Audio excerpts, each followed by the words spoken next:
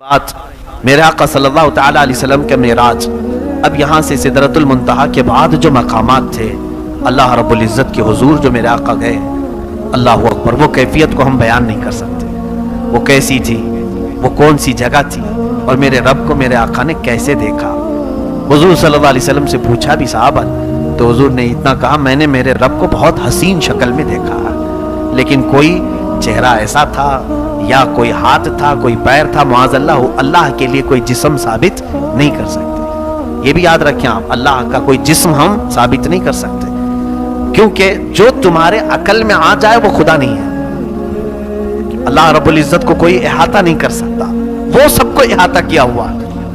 اب یہاں سے میرے آقا صلی اللہ تعالیٰ علیہ وسلم فرماتے ہیں، مجھے آواز آئی اپنے رب کی طرف سے، اے احمد قریب آؤ، اے احمد قریب آؤ، اے احمد قریب آؤ۔ میرے آقا کا آسمانوں میں احمد نام ہے، زمینوں میں محمد نام، احمد بلایا جا رہا تھا۔ اس کے بعد رب تعالیٰ سے آپ قریب ہوتے گئے، قریب ہوتے گئے۔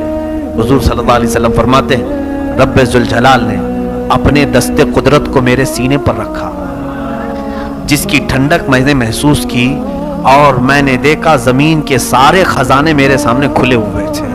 میں نے آسمانوں اور زمینوں کی ساری چیزیں دیکھ لیں، اسی وقت میں نے پوری کائنات کو دیکھ لیا۔ اللہ رب العزت جس کے سینے پر دست قدرت رکھے، اب اس سے کون سی چیز چھپی رہے گی؟ اس لیے میرے عزیزو، ہماری یہ محفل بھی میرے آقا کی نظروں سے چھپی ہوئی نہیں ہے۔ اللہ نے اپنے رسول کو وہ طاقت و قوت اور تصرف عطا فرمایا۔ اب اندازہ کریں، حضور پاک صلی اللہ علیہ وسلم فرماتے ہیں، اب جو راز و نیاز کی باتیں ہوئیں اللہ اور اس کے محبوب کے درمیان، اس کی ساری تفصیلات تو ہیں نہیں۔ اللہ تبارک تعالیٰ نے اپنے نبی سے کیا باتیں فرمائی، بہت ساری باتیں تھیں، لیکن جو امت کے لیے تھی وہ اہم باتیں تھیں۔ حضور پاک صلی اللہ تعالیٰ علیہ وسلم کو اس وقت میرے رب نے ایک آپشن دیا، اختیار دیا۔ ویسے تو خود اللہ نے بلایا ہے، آج میرے آقا جو مانگتے وہ مل جاتا، اور ملا بھی۔ اندازہ کرے، حضور صلی اللہ علیہ وسلم سے رب تعالیٰ یہ فرما رہا ہے، اے محبوب، آج تمہاری کوئی حاجت ہو تو بیان کر دو۔ اگر رسول پاک صلی اللہ علیہ وسلم، کیونکہ میرے آقا نے کبھی یہ نہیں کہا کہ مولا مجھے اب کسی چیز کی حاجت نہیں، بلکہ ہمیشہ ہم تیرے محتاج ہی ہیں۔ یہ وہ زمانہ تھا جب مکہ والے ستا رہے تھے، یہ وہ زمانہ تھا جب مکہ والے صحابہ کو گھسیٹا کرتے تھے، حضور پر سوشل بائیکاٹ کے قانون لگائے تھے، بہت ساری پابندیاں کی تھی، پریشان کیے ہوئے تھے۔ میرے آقا صلی اللہ تعالیٰ علیہ وسلم اللہ تعالیٰ سے عرض کرتے کہ مولا یہ ساری کلفتیں آزاد ہو جائیں، مکہ میں بڑا محل مل جائے، عیش سے میرے سارے ساتھی، میرے صحابہ زندگی گزارے۔ حضور صلی اللہ تعالیٰ علیہ وسلم سے جب رب تعالیٰ نے فرمایا، اے محبوب، آج تمہاری کوئی حاجت ہے تو بیان کرو، میرے آقا صلی اللہ علیہ وسلم نے فرمایا، مولا ایک حاجت ہے میری، ایک حاجت ہے میری۔ تو رب نے فرمایا، کہو میرے محبوب۔ میرے آقا نے عرض کیا، مولا میری امت کی بخشش میرے حوالے کر دے، میری امت کو میرے حوالے کر دے۔ رب حب لی امتی، جس کا مطلب یہ ہوتا ہے، حب لی، مجھے دے دے میری امت۔ جو نہ بھولا ہم غریبوں کو رضا، یاد اس کی اپنی عادت کیجیے۔ جو نہ بھولا ہم غریبوں کو رضا، یاد اس کی اپنی عادت کیجیے۔ جانتے ہیں آپ، آج اسی شب معراج کے واقعے کو ہم نمازوں میں ادا کرتے ہیں، التحیات ہم پڑھتے ہیں، التحیات للہ والصلوات والطیبات۔ اس کا مجموعہ پورا فقہا نے فرمایا، جب نبی اوپر جا رہے تھے میرے رب کے حضور تو یہ پڑھتے ہوئے جا رہے تھے، التحیات للہ والصلوات والطیبات، جس کا مطلب ہوتا ہے تمام پاکیاں اللہ تیرے لیے، تمام ستھرائیاں تیرے لیے، ساری تعریفیں تیرے لیے۔ جب حضور نے یہ جملہ فرمایا تو رب تعالیٰ نے جواب میں یوں فرمایا، السلام علیکہ ایھا النبی ورحمۃ اللہ وبرکاتہ۔ دیکھیں سلام کون کر رہا ہے؟ میرے نبی کو اللہ خود فرما رہا ہے، اے نبی تم پر سلامتی ہو اور اللہ کی رحمت اور اس کی برکت۔ حضور کو سلام ملا کس کی طرف سے؟ اللہ کی طرف سے۔ اور اس کے بعد حضور صلی اللہ علیہ وسلم نے پھر دوبارہ یوں عرض کیا، دیکھیں یہ بھی موقع کیسا ہے میاں، اگر ہمیں کوئی بڑا آدمی سلام کر لے تو ہم کیا سوچیں کہ اب ہماری حیثیت بڑھ گئی، کسی اور کو یاد کریں نہ کریں، مگر حضور پاک صلی اللہ تعالیٰ علیہ وسلم کو جب اللہ نے سلام فرمایا تو حضور آگے بڑھ کر یوں عرض کرتے ہیں، والسلام علینا وعلی عباد اللہ الصالحین۔ مولا صرف مجھ پر نہیں، میری امت کے سارے گنہگاروں پر بھی تیرا سلام، اور صالحین بندوں پر بھی تیرا سلام۔ میرے آقا کہاں ہمیں فراموش کیے, کہیں ہمیں بھولے ہیں میرے آقا؟ رسول کریم صلی اللہ علیہ وسلم نے ہمیں کسی جگہ پر چھوڑ دیا ہے؟ اے میرے عزیزو, اللہ کے حبیب صلی اللہ علیہ وسلم نے جب یہ عرض کیا, سارے ملائکہ سن رہے تھے اللہ کا کلام اور نبی کا یہ کلام. حضور نے پہلے کیا کہا اللہ کی تعریف میں؟ التحیات للہ والصلوات والطیبات. تو رب تعالیٰ نے فرمایا السلام علیکہ ایھا النبی ورحمۃ اللہ وبرکاتہ. اور میرے آقا نے پھر کہا والسلام علینا وعلی عباد اللہ الصالحین.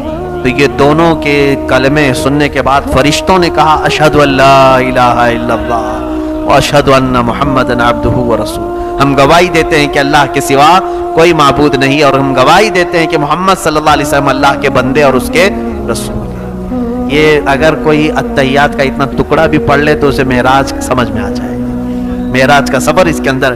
ہم نمازوں میں اتحیات میں بیٹھے تو یہ منظر تصور میں لے کے آنا چاہیے. یہ منظر تصور میں لے کے آئیں کہ رسول پاک نے یہ جملے ادا کیے تھے, پھر میرے مولا نے اپنے نبی کو سلام کیا تھا, اور اس کے بعد میرے آقا نے ہم غریبوں کو یاد کیا تھا, پھر فرشتوں نے سب شہادت بیان کی تھی, ہم بھی کیوں نہ فرشتوں کی شہادت بیان کریں. میرے عزیزو, رسول پاک صلی اللہ تعالیٰ علیہ وسلم جب وہاں سے چلنے لگے تو رب تبارک و تعالیٰ سے آپ نے ایک سوال کیا, مولا مجھے تو نے انعام میں یہاں تک بلایا. دیکھیں کہاں کہاں حضور پاک ہمارا خیال فرماتے ہیں کہ سب یہاں تک آ نہیں سکیں گے, سب تیرے دربار تک یہاں تک نہیں پہنچ سکیں گے. میں جاؤں گا تو میری امت مجھ سے بار بار تیرے بارے میں پوچھے گی, اور وہ پوچھیں گے کہ یا رسول پاک آپ تو پہنچ گئے, ہم کیسے جا سکیں گے؟ اے اللہ میں اپنی امت کو کیا بتاؤں؟ توجہ, رب تعالیٰ نے فرمایا اے محبوب میں ایک تحفہ تمہاری امت کو دیتا ہوں, اگر وہ اس پر عمل کرے گی تو ہر سجدے میں انہیں معراج ہوگی. وہ ہے نماز کا تحفہ. اللہ رب العزت نے 50 نمازیں فرض کی امت محمدیہ پر, کہا کہ رسول یہ لے جائیں 50 نمازیں اپنی امت کو پڑھنے کا حکم فرمائیں کہ وہ دن اور رات میں 50 نمازیں پڑھیں. میں سوچتا ہوں ہیں تو گھنٹے 24, اگر 50 نمازیں فرض ہوتی تو آدھے گھنٹے سے پہلے اذان ہونے لگ جاتی, نہیں 24 گھنٹے میں اگر آدھے گھنٹے پر بھی ہو تو 48 نمازیں ہوتی, پھر 2 بج جاتی تھی. 50 نمازیں 24 گھنٹے میں کیسے ادا کرتے ہیں؟ بڑا مسئلہ تھا. اللہ رب العزت نے بھی ظاہر سی بات ہے وہ بندوں پر عسر تکلیف تو نہیں چاہتا, حرج میں نہیں ڈالتا. مولا اتنا ہی دیتا ہے حکم جتنا بندے اٹھا سکتے. تو جب یہ آدھے گھنٹے میں نماز, ہر آدھے گھنٹے میں کہاں سے آئے گا بندہ, رب بھی جانتا ہے, لیکن پھر فرض کیا کیوں؟ اس کی بڑی حکمت ہے. حضور صلی اللہ علیہ وسلم وہ 50 نمازیں لے کر کے آئے. یہ کسی آسمان پر حضرت موسیٰ علیہ السلام سے ملاقات ہوئی. موسیٰ علیہ السلام بھی 6 یا 5ویں آسمان پر حضرت حضور صلی اللہ علیہ وسلم سے ملاقات کی اور پوچھا کہ کیا آپ کی بات ہوئی؟ حضور نے بتایا, کہا میری امت کو اللہ نے 50 نمازیں عطا کی. موسیٰ علیہ السلام نے کہا اے رسول واپس جائیں, اپنے رب سے کہیں کہ کم کر دے, آپ کی امت اتنا نہیں کر پائے گی. کیا کہا حضرت موسیٰ علیہ السلام نے؟ آپ کی امت نہیں کر پائے گی. اب یہاں دیکھیں میرے آقا کے علم غیب پر سوال کرنے والے ہیں. آج 5 وقت کی نمازیں پڑھ رہے ہیں کہ 50 پڑھ رہے ہیں؟ 5 پڑھ رہے ہیں نا. موسیٰ علیہ السلام کو یہ کیسے معلوم تھا کہ امت 50 نہیں پڑھ پائے گی؟